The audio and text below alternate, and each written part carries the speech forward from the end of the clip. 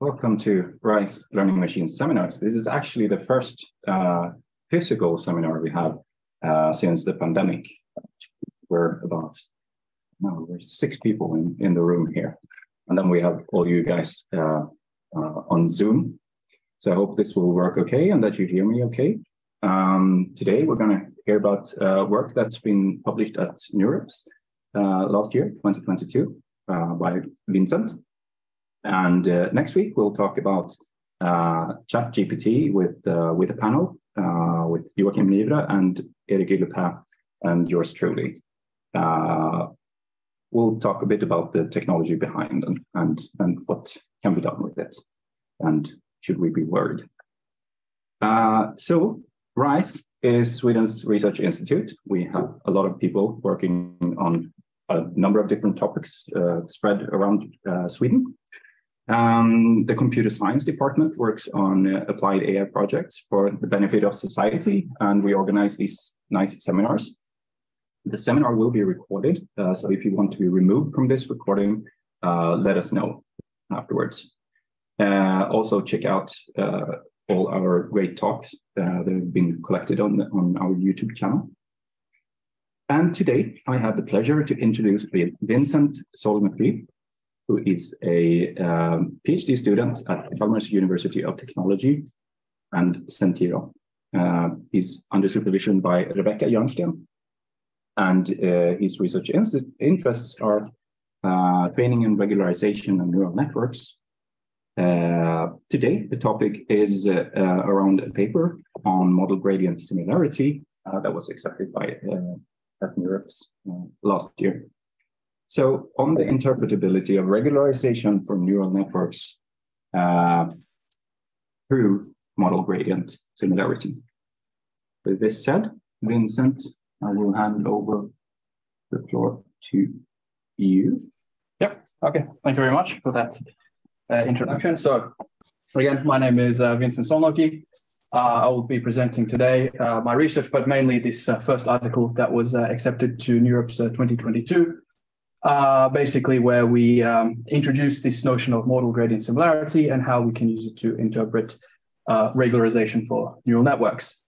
I'm an industrial PhD student at Chalmers and Centiro, and my main supervisor is Rebecca Jörnsten. So let's get started. As you may already know, when you're training a neural network or any model for well, it doesn't have to be a neural network in particular, but it's quite common to include some form of regularization. And for those sort of unfamiliar with why that is, so this is because when you're training on a given data set, it's quite common that what will happen is that your model will not actually learn sort of any useful underlying features of the data. It will instead try to memorize individual data points or individual features, which might not be so informative of the true data distribution. So to combat this, what one does is usually introduce some form of regularization, where the idea is to try and combat this kind of overfitting or easy learning. So what I have up here on the screen is to kind of illustrate this. We have many different methods for regularizing. In this case, we're focusing on neural networks. So some of these methods are specific for neural networks. So we have up in the top left is a completely unregularized network. And I should say that, so what I'm trying to show here is we have quite a simple binary classification problem where we generate data from a simple circle. So that would be the yellow dots. And then we have data that is outside this circle. So that would be the purple dots. And then, of course, we add noise to the data. So it's not such an easy problem. And what we can see here is in the case of a completely unregularized neural network, it is indeed attempting to overfit the data. We can see it has a very jagged decision boundary, meaning that there are data points or features in the data set that are sort of overrepresented and really sort of pushing the network to learn only certain facets of the training data in its attempt to lower the training loss. So then, of course, to stop this, to try and get it to actually learn the proper circular decision boundary, we add on different forms of regularization. So we'll start with the learning rate. So this sort of encompasses all learning rate algorithms. A common one is the Adam optimizer.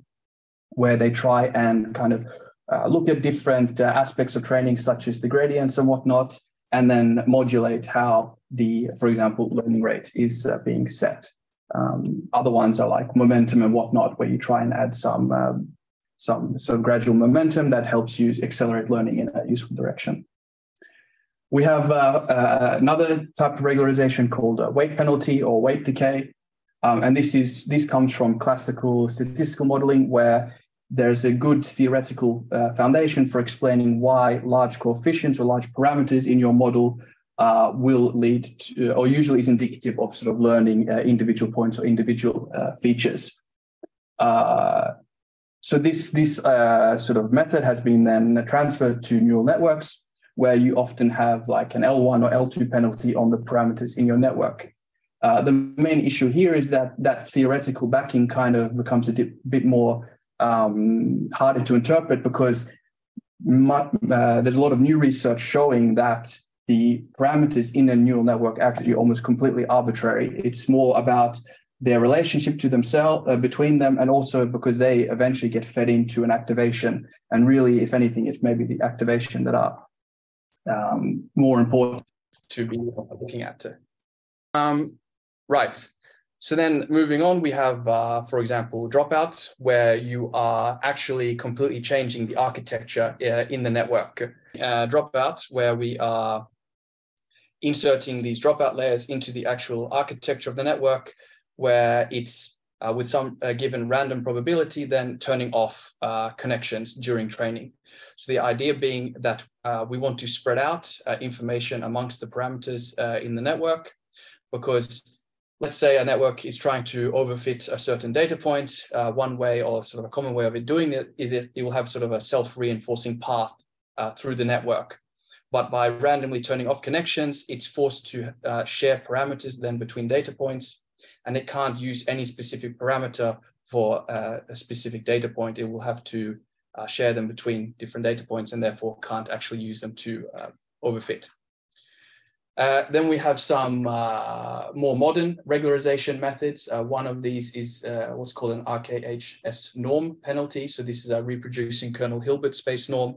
So this is comes from, again, classical statistics, where you have a kernel ridge regression problem, and then you have this RKHS norm on the function, which is to try and penalize the complexity of the function. Again, the idea being that a less complex function can't sort of specialize in any certain direction to overfit features or data. So then basically we take this concept and we black box the entire neural network and view it more as simply a function approximator or kernel approximator. And then we use this RKHS norm to penalize the complexity on it. The main problem with this is that well, it's very computationally intensive to actually calculate this norm, and oftentimes then the norm requires or acts sort of on a space, given space of functions. That's what the space is, the reproducing kernel Hilbert space, and it's unclear how close the actual neural network is to any given function within that space. Usually one has to approximate it, and then the question is how close is that approximation. Finally, we have what I call loss gradient penalties, but these go under many different names, such as Jacobian regularizers or flat minimizers. So you have your loss, and then you calculate the gradient of it, either with respect to parameters or data. You can do both. And then you incorporate that gradient back into the loss itself, usually by just taking some norm of it and adding it on as a penalty. So the idea here is that by searching for flat minima, these are less prone to sort of perturbations in data and parameters around that minima, meaning that this should help with sort of generalization, because any perturbation in the input data should not drastically change the loss. So what am I trying to get at by presenting all these different methods? So it's interesting that they are all trying to do the same thing, which is regularize the network, in this case, trying to find this circular decision boundary, but they do it in many different ways. So as I said, we have ones that are changing the parameters or the learning algorithm, or just straight up modifying the architecture of the network, but ultimately, again, trying to do the same thing. So the idea I had was, firstly, can we analyze how these methods are actually affecting training. But even better is maybe we can find some underlying mechanism that these methods are all trying to use, albeit via some kind of proxy. All right, so moving on, just so that everybody's on board, I will just start from like the beginning of training a neural networks. Usually this is done via gradient descent, where you backpropagate the updates by looking at the gradient of the loss. So in this scenario, we'll have L, which is our chosen empirical loss that we want to minimize. We have a model F, which is parameterized by some parameters theta. But for the rest of this talk and in the paper as well, it is specifically a neural network we'll be looking at. And then we have X and Y, which are the training data and training targets respectively. So we're trying to get the model to learn the targets Y when it's given input X. And then on top of that, we have the learning rate eta, which is governing how much of the actual parameter update do we want to use in each step. So then ultimately what we are trying to do is to minimize the loss between the model or function outputs and the targets. And we're doing this over the space of the parameters. So when we're doing this with gradient descent, we are simply updating the parameters given this update rule where we take the gradient of the loss with respect to parameters multiplied by the learning rate, and then, so this is quite simple, but a little extra step that's important for later on is that we actually apply the chain rule to this gradient. So then we get two components. One is the gradient of the model with respect to its parameters, which we'll call the model parameter gradients. And then we have the gradient of the loss with respect to the model, which we'll call the loss model gradients. But for just saving some time, I will refer to these simply as the model gradients and the loss gradients, respectively. So how does this actually, where does gradient similarity come into? So we know that we're updating the parameters using this update rule. We'll simplify it by calling the update delta theta. And then we ask ourselves the question of, when we update the parameters in this manner, how much does the output of the network actually change? And specifically, how much of the output does changes? So when we're learning one data point, how much does the output change for another data point? So we can do this by looking at the Taylor expansion of the updated function. So we see this here on the first line, where so we're most specifically interested in the first order approximation, and the reason being we can sort of neglect the higher order terms is typically in neural networks the parameters don't really move that much, and also on top of that the learning rate is also typically quite small. So therefore, sort of the higher order terms do not really come into play, and it's mainly the linear part that is dominating here. And then if we take the delta theta and we substitute it into the formula, we get two very interesting components. One is the loss gradients, which I explained earlier, but then we also have the cross product between the model gradients and itself in orange here. And this cross product actually forms an n by n kernel, which is so n is the number of data points you might have in your training set or current batch if you're doing stochastic gradient descent. And these two components are basically what's dictating how the function is being updated. So what are the loss gradients actually telling us? They're telling us how far the function has to move in order to learn a given data point and well, to learn a target specifically. But then it's interesting to see that the kernel is basically mapping these loss gradients into the function output. So I will get back to sort of how to interpret this further, but I just wanted to quickly mention an interesting property of this orange or this kernel, which I highlighted in orange, is that if you let the width of the network grow to infinity, so let's say you have just a standard fully connected network, and you let the number of neurons in each layer grow to infinity, then this kernel will actually converge to a static or constant kernel. This infinite width can be expanded to other types of network architectures. It comes down to how you want to define the width of the network. But yeah. And so this, in the infinite width, this kernel is referred to as the neural tangent kernel, which you might have heard before. And it has been used to derive many interesting properties around neural networks, specifically how predictions will be made after training, training dynamics, generalization properties, and so forth. It's been used to help connect neural networks to Gaussian processes, for example. So lots of interesting stuff. So it, sort of a key aspect of it is that the infinite width kernel is obviously derived from the infinite width neural network, which is usually obviously not what we are training. And specifically, the linear dynamics induced by this infinite width NTK does not perfectly capture the non-linear dynamics of most finite practical neural networks that we're training. So although there are many interesting properties that can be derived from the infinite width kernel, I was more interested in the finite width kernel and how it actually affects training with gradient descent.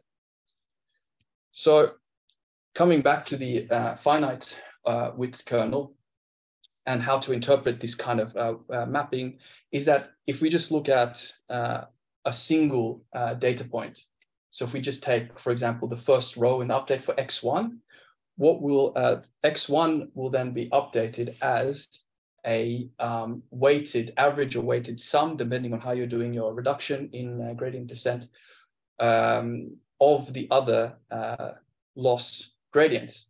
And I should point out that each of the elements in this kernel, because it's a cross product between the model gradients, each element will be the inner product between the model gradients. So basically, the greater the inner product, which is indicating the greater the similarity between two model gradients, the greater the averaging effect will become. So this is where the name model gradient similarity comes from, because ultimately it will be the similarity between the model gradients that is controlling this averaging effect, and basically how the output or how the function is, or the neural network is being updated.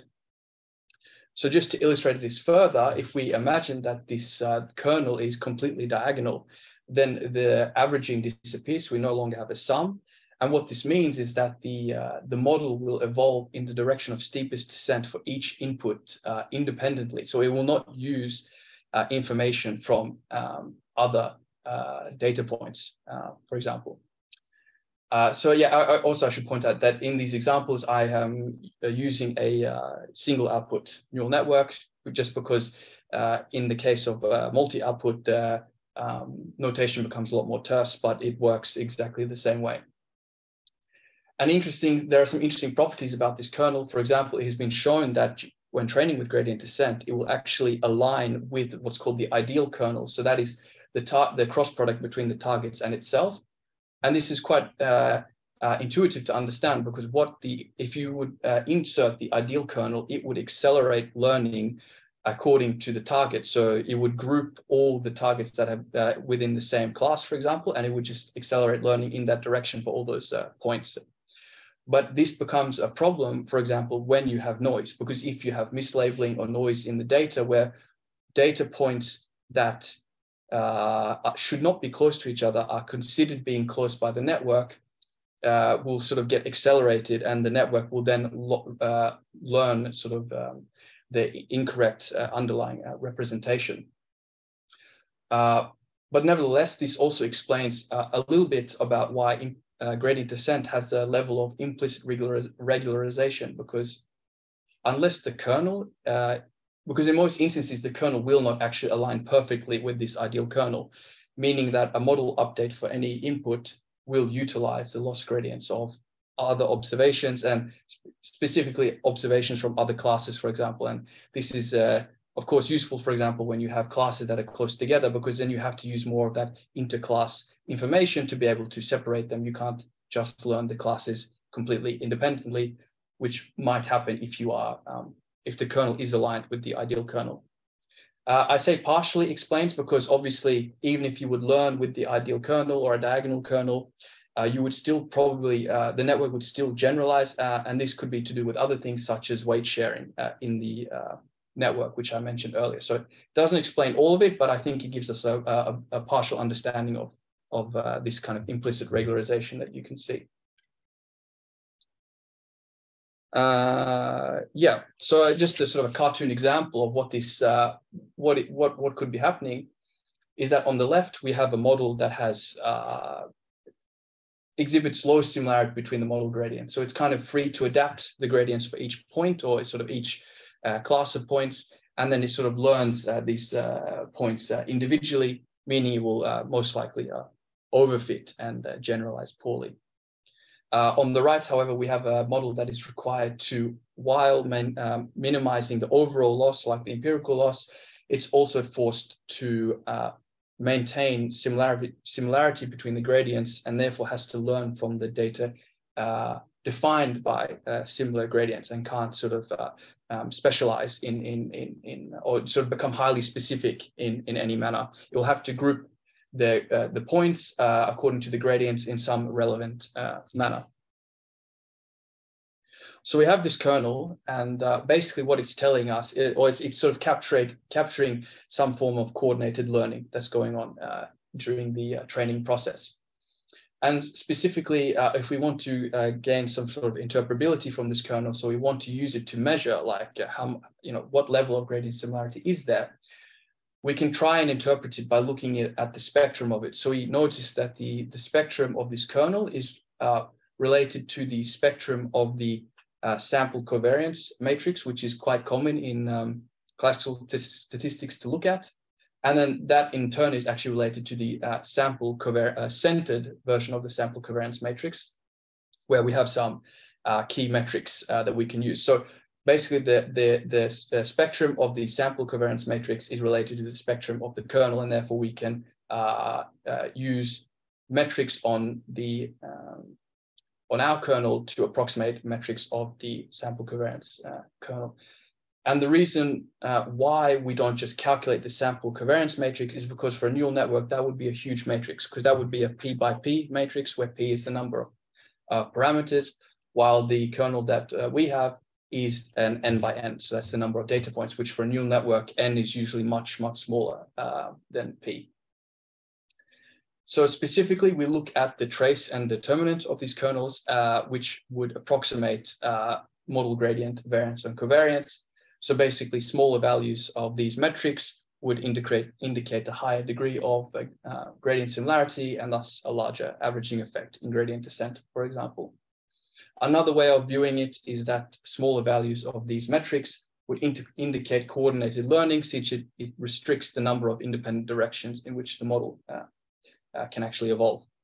So we can now monitor these metrics, but we take it even one step further, and we introduce a new type of regularization based on this concept, where we simply introduce penalties, or we penalize these metrics.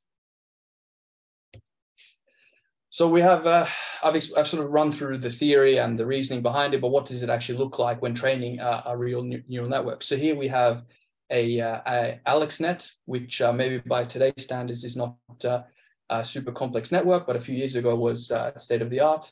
And we're training it on a very specific problem where we're forcing the network to overfit. So we have a corrupted version of MNIST, where we corrupt the training set and we leave the test set clean. We add label noise, and then we also restrict the training size to a very small training set. So basically, in it's reasonable to expect that when the network does do this, is that it's forced to learn, or it will memorize data points, because that's kind of the easiest thing for it to do in such a tough scenario. So we can see this with the unregularized network in gray. It overfits quite quickly, and we can see it also reflected in the metrics, where the trace of the kernel grows quite rapidly, indicating that it has a small amount of similarity between its gradients. We can also see some interesting phenomena, such as for weight penalty, which does offer some level of regularization in the beginning, also starts to overfit as training goes on. And again, we can see this reflected in the metrics, where the blue line of the trace is slowly increasing, again, indicating that it's like losing similarity between its gradients. Also, for anyone that, maybe this isn't clear, but obviously the test accuracy is calculated on a test set, while the metrics are calculated on a training set. So this sort of indicates that there is a clear connection between the metrics and regularization performance. It's not exactly a one-to-one mapping, because the metrics are more indicating a sort of capacity to overfit. So if you have a low trace or determinant, it means that you kind of have a less of a capacity to overfit, but doesn't mean necessarily that it couldn't overfit the data or parts of the data. And also we can see that the regularizers that achieve the best performance also have lower level in the metrics. So again, as I said, so this was just tracking it, but if we could go even one step further, and that is to use it as an actual regularization penalty, which we do. So here we have, again, this very tough learning scenario. We have varying amounts of label noise illustrated here, and we have, for each one, we have two different scenarios where we have a different size on the training set. So the solid line is 3,000 training samples, and the dashed line is 1,500, for example. We can see here that the MGS regularizer achieves very good performance, doesn't really succumb to overfitting in any of the scenarios. But also it's interesting that, it shows that in the case of zero label noise, that it doesn't affect performance in any significant way, because that is a problem when you're applying regularization, is that you don't know a priori how much noise there is in the data. If you knew how much noise was in the data, you could probably apply a much better method for cleaning and filtering out the data set itself. But because usually you don't know that, you apply regularization. And in the case of like low amounts of noise or zero amounts of noise, the regularizer should not hurt performance, which, for example, weight penalty does, because it's kind of slowing down training and doesn't allow the network to fully learn. So that's also good to see that in the case of no noise, this new type of regularizer does not affect performance. So what does this tell us? This tells us that maybe what we're getting at here is that we're moving towards a more holistic view of regularization, because if the regularization method is using just like some facet of training, that means that it's not really it's more of a proxy for this underlying mechanism. So for example, if we take parameters that are quite common when training a neural network, which are a little bit arbitrary that you set. So for example, your batch size or your learning rate, or even like the training size if you're doing ensemble learning or something like that. These parameters should not really affect a regularizer if it is truly regularizing the network. But we can see here that, so what's illustrated here, the solid line is the median test accuracy, and the dashed lines are the upper and lower quartiles. And just right off the bat, it's very interesting to see how the lower quartile for the MGS regularizer usually outperforms even the median of other regularizers. But on top of that, it's not really affected in any of these key sort of training parameter directions, which would indicate that it's not, how should I put it? It's not really, it's sort of utilizing a more fundamental mechanism to do the regularization, because, as I said, none of these parameters really have any effect on it. Learning rate has the biggest effect, mainly because at low learning rates, doesn't matter what you do, the network won't be able to really escape any local minima it encounters. Perhaps a stupid question, yeah. But I'm not used to these kinds of diagrams. Mm-hmm. How do you read it? So basically, in each, so moving from the center out is the test accuracy. So the further out you are, the better test accuracy you have. And then just in each of these sort of cardinal directions is a parameter that's being, so in this experiment, what we're doing, so when we have like batch size, we're running a whole suite of experiments where we're changing batch size from like a very low number to a high number. We're running, running lots of experiments, cross-validating each one, and then we just aggregate it into a final result that we then plot here.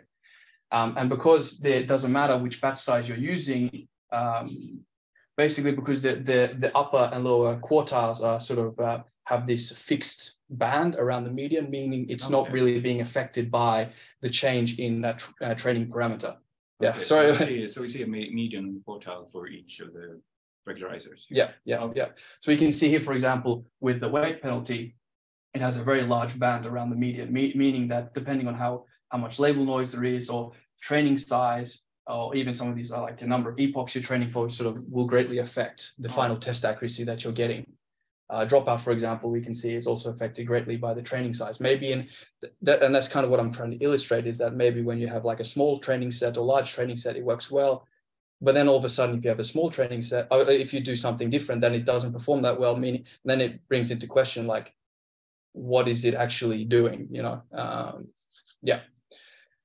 So again, even if that's kind of sort of one interpretation of it, but at least what this experiment shows is that the MGS regularizer is quite robust to different changes in the training setup. Yeah, so just some closing remarks. Moving forward, we believe that this sort of framework or tool, if you want to call it that, should be used to actually design better regularizers. While it does work quite well standalone, it has a couple of downsides, mainly being that it is quite computationally intensive to calculate. Not as much as some of these functional regularizers I mentioned before, but when you in this kernel, you're calculating the gradient, and then to incorporate it back to the loss, you will calculate another gradient, meaning that you basically end up in what's called double backpropagation. And while there are many other regularizers that fall into this class, it's obviously more computationally intensive than something like weight penalty or dropout, which basically have no computational overhead. It can also help us to better understand how practical neural networks generalize, also especially under training with gradient descent. So we see it more as a tool to sort of design better regularizers and to better understand neural network generalization. Yeah, thank you for listening. Thank you. So with the computational costs, do you have some estimate on sort of what is the? Yeah, so I mean, I haven't looked into like the flops or like anything like that, but let's say I'm training a small ResNet on a CFAR, it might run at completely vanilla stock. It would run at like on my computer 40 iterations a second, and then when I apply this regularizer, it might go down to 7 iterations a second. So, you know, on that magnitude, it's not like it would you know, go from training in hours to years, but if you're running sort of quick experiments, it does have a significant overhead, but yeah. Thanks. Do we have some other questions from the audience in the room or on Zoom?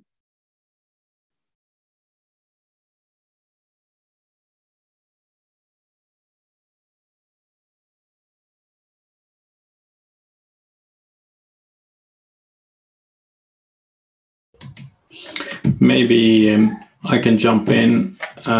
So maybe this is a stupid question in some sense, but could you maybe expand a bit in terms of comparing this with, let's say, batch size, which you had in the previous slide? So intuitively, I would think that with sufficiently large batches, the gradient would be the same, right, for a lot of the samples. So is there some relationship between gradient similarity and having sufficiently large batch size? So for the batch size, what the batch size actually affects for gradient similarity is the size. I'll just go back to the kernel definition here. So it's affecting how big this kernel is. But because for these metrics, like for example in the trace, we're mainly looking at the trace. Interestingly enough, it kind of the trace doesn't change all that much once you sort of get over certain thresholds. I mean, the batch size could be small as 8, and then once you go from 8 to 16 to 32, the sort of these metrics don't really change. So that's why it's not all that affected by batch size. In terms of the gradients being similar with, I didn't quite understand why it would become more similar with larger gradients, but or with larger batch size. I was more thinking that if you have a very large batch size, you would get closer to the true mean of the gradient. Oh, okay. Yeah.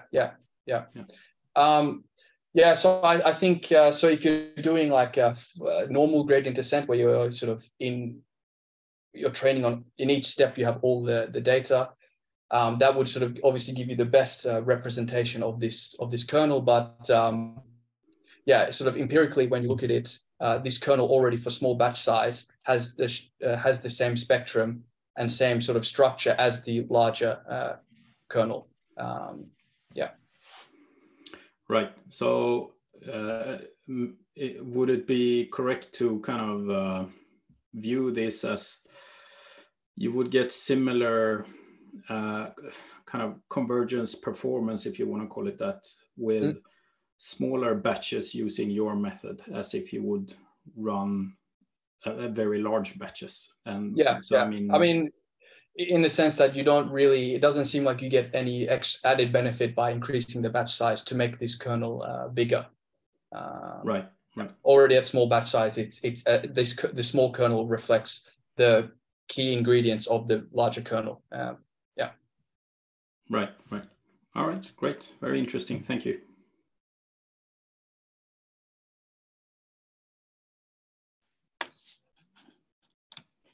The archive reference actually indicates that there is a code available. Would that be too much to ask? Yeah, no, so that's something I will need to get around to publishing. The code is included in the supplementary material for the NeurIPS paper. So if you go into the open review page, it's already there, but I need to create like a GitHub repository or something and just upload it. I think that's quite common to do nowadays. Yeah. But I mean, these penalties are simple to implement as well as part of PyTorch or TensorFlow. Yeah. But yeah, no, the code is available.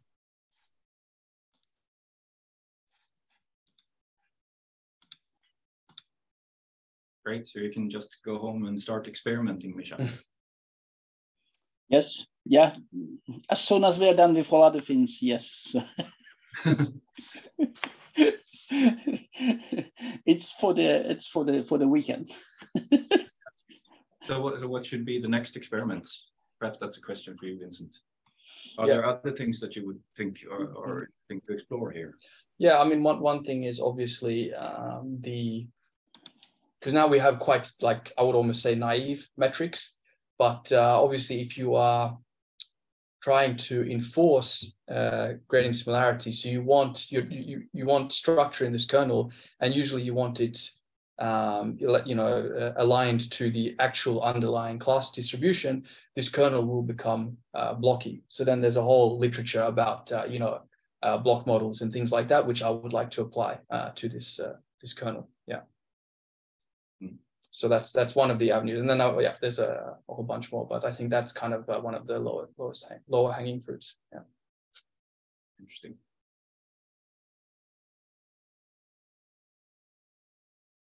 So did you try it with different sizes of networks? Does that? Yeah. So in the paper, that's again one of the key aspects of this is that it's model. Model and like data agnostic. A lot of, like, for example, let's say one of the regularizers I didn't mention was like data augmentation. Data augmentation is highly data specific, right? But this is not data specific. Or like dropout, which is architecture specific. If you have like a ResNet, it's kind of unclear where to even insert like dropout layers. While this again does not consider the architecture of the model. So in the paper, we also ran it on a regression problem. It's also like it's agnostic to the loss itself, because there are ways of, like, if you're doing classification, you can look at the logits of the network and then use that to kind of regularize the network, but you can't do that in regression, for example. Again, this works in a regression problem without any modifications. So we to illustrate that in the paper, we ran it on different architectures, different losses, and different problems, I mean, different types of data and whatnot. So yeah, it's completely agnostic to all those types of things. Cool. Do we have some final question for Vincent?